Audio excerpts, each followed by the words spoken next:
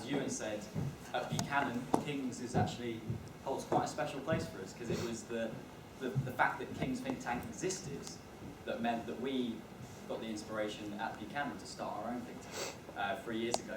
And it's really a privilege to be part of an event that brings together student think tanks from across the country who want to provide a platform for students to come up with their own alternatives for a better society.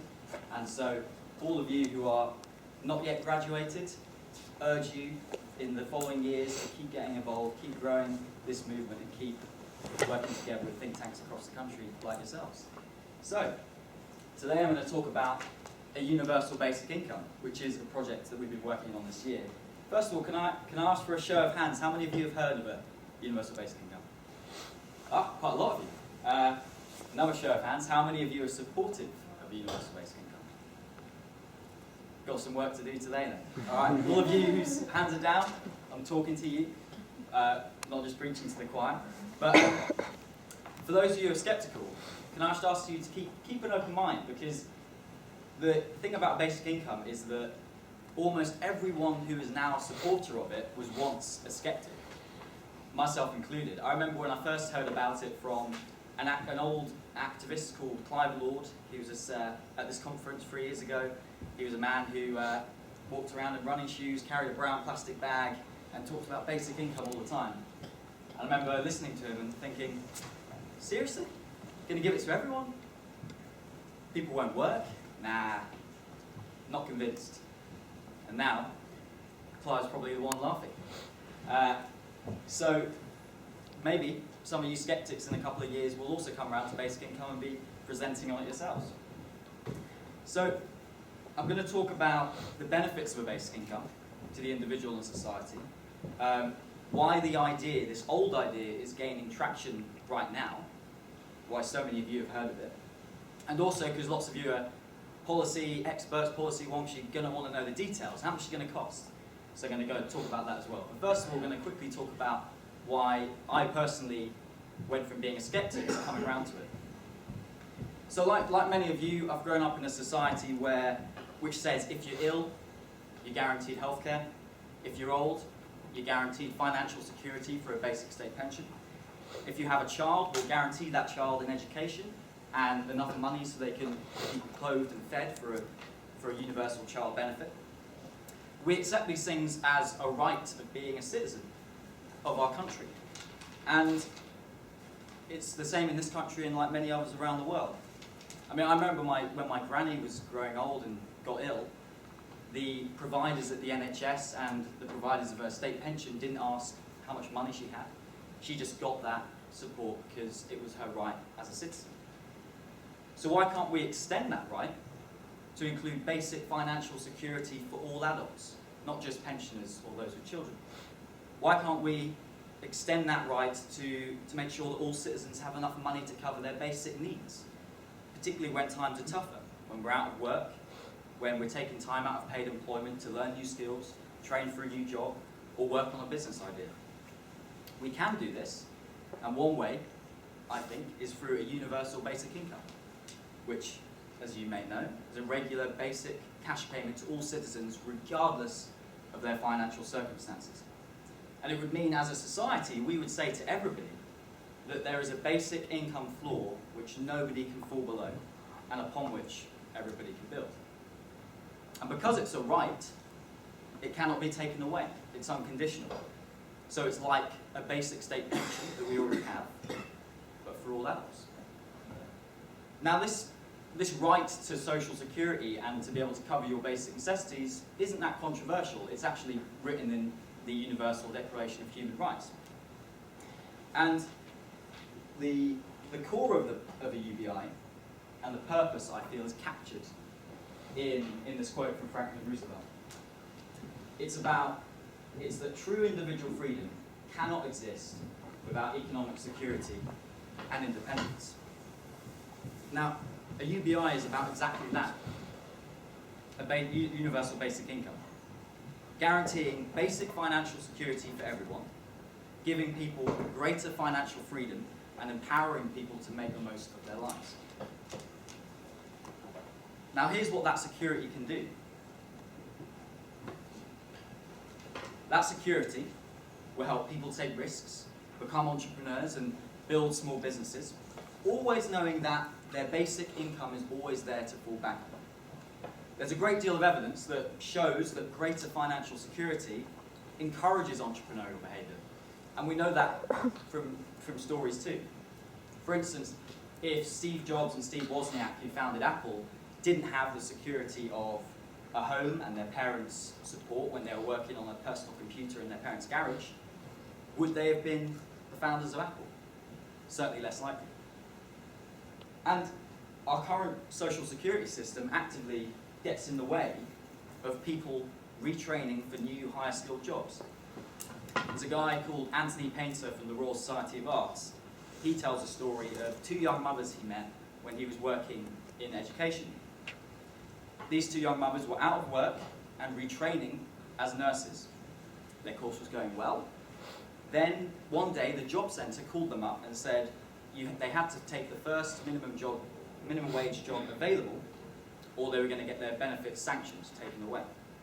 So they took the job, they had to of course, and they dropped out of their nursing course.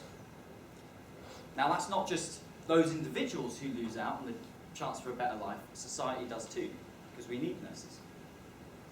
And the welfare state seems to have too much power over the individual here. It's saying you need to take the first job available or we're going to take away the ability to feed yourself. It doesn't matter if you're waiting for a job that matches your skills or learning new skills. Now, I don't know about you, but I'd hate to see any of my friends who've graduated being in that position, and I don't think anyone should have to be. So a basic income would put a stop to that and allow people to receive basic financial security and support whilst they boost their skills, retrain for higher paid jobs and perhaps a better life.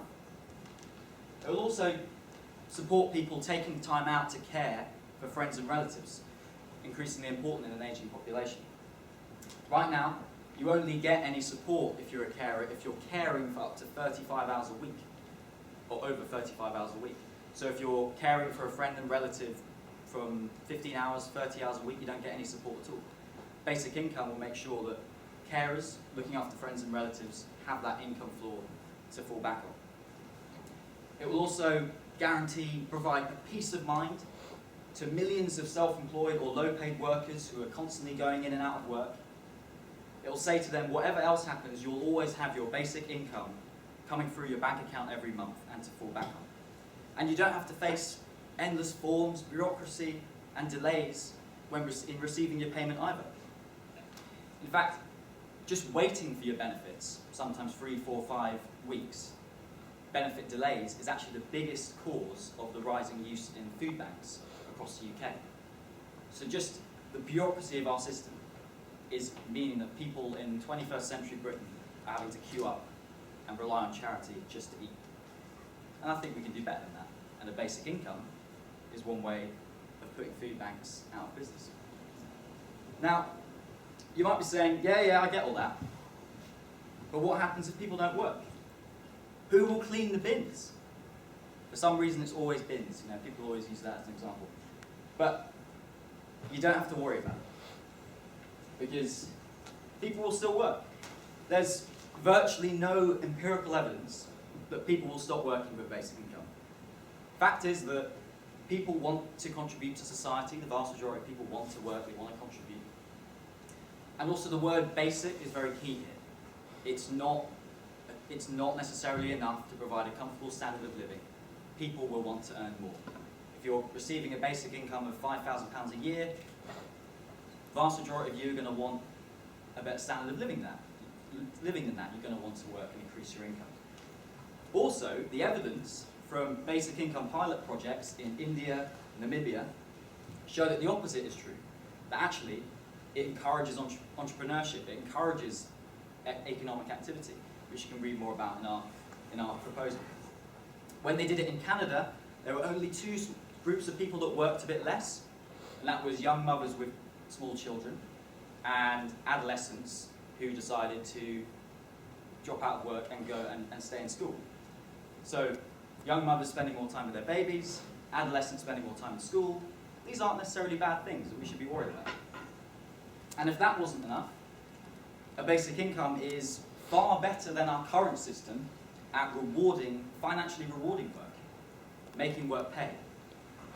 For instance, a basic income is something you receive and it is never taken away, which means when you work and earn more, you're always being better off. The issue with the current system and any means-tested system is that when you move into work or increase your hours, you'll often lose benefits, and often the benefits you lose will offset the income you gain from working.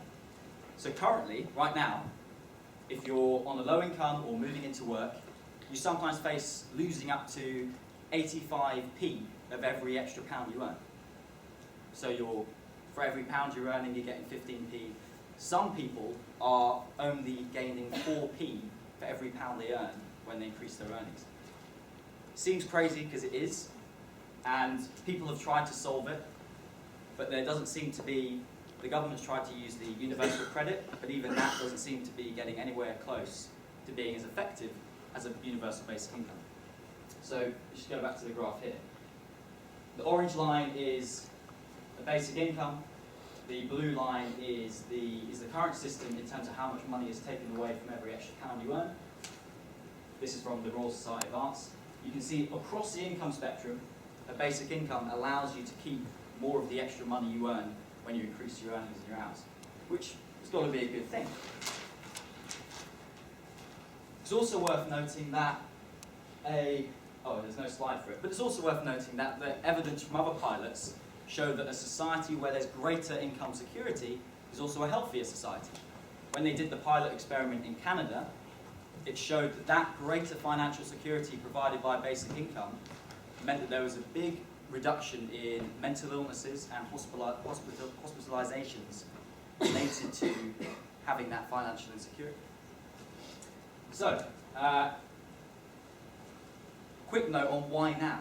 It's an old idea, and yet, right now, basic income is an idea gaining traction across the world. Why is that? The big reason is that basic income is having its time in an age of increasing economic insecurity. Our economy has changed drastically since when the current welfare system was largely designed in the post-war period. Back then you had jobs for life and you had full employment. Right now that's largely been replaced by insecure work and the rise of what they call the gig and the Uber economy. Lots of flexible, part-time, short-term work. And our complex social security system does not adequately support the rise in self-employed and low-income workers who are in those flexible jobs. So none of these self-employed people or low-income workers need a system that adds to their insecurity, which the current system does. Basic income is going to push against that insecurity by providing everyone with guaranteed basic financial security as a right, making it fit for the 21st century economy. So, a lot of you are going to be thinking, right, okay, you might be onto something, but need to know the practicalities. How's it going to work? How much is it going to be? How much is it going to cost? So here are the figures of how much basic income you're going to receive from our proposal, and we've largely built on the work of the Royal Society of Arts and Citizens Income Trusts, so other think tanks that have done a lot of the work. The key numbers are, if you're in the age of 18 to 64, you're going to be receiving nearly £4,000 a year. If you're a pensioner, you'll be receiving about £7,420 a year. If you have a child, you'll also be receiving under £4,000. Additional children are slightly less. So this is about basic security. It's not about providing a real comfortable standard of living, as you can see.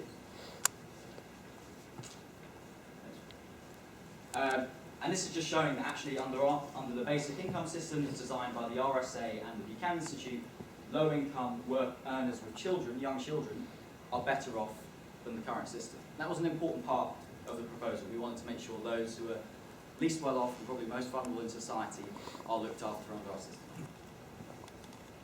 So, you might be saying, right, but it's going to cost loads of money, it's going to bankrupt the country. Actually, no, that's not necessarily true. as our system worked with the RSA, it's calculated once you replace the means-tested benefits that are made superfluous by a basic income, and the basic income replaces the personal tax allowance. So rather than a personal tax allowance up to £10,000, you get a tax-free cash lump sum in the basic income, which is essentially a like-for-like swap. The total shortfall, so the total cost, is between 14 and 19 billion pounds extra a year. Sounds like a lot of money, but it's actually within the spending choices of the current government in an apparently time of austerity. Just there, just those 3 bullet points. Those are 3 spending choices that the government has made in the last couple of years. Raising the personal tax allowance, reducing corporation tax, cutting fuel duty, all of that adds up to more than the cost of a basic income. So if we just reverse those decisions that were made in 2015, you can afford a basic income. So it is definitely affordable. It's about our choices that we want to make. Right. So to wrap up, universal basic income is about giving everyone a secure foundation to make the most of their lives, pushes back against that insecurity people face in our modern economy. It's also the best system out there for rewarding work and making work pay. There's no evidence that people will stop working. If anything, the evidence shows the opposite is true. And not only that, think tanks like the Royal Society of Arts and the Citizens Income Trust have started to build practical, affordable proposals that we can actually try and put in place. And it's great to see at the moment the Scottish Government, for instance, are investigating it, and this proposal has been used by the Scottish Parliament as evidence as part of their investigation into basic income. We also are working with Fife Council and Glasgow Council on their basic income pilot projects.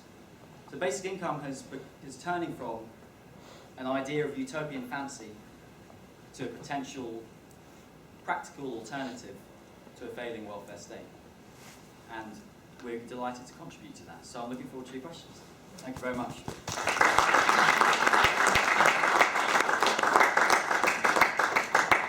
Thank you very much, Jonny.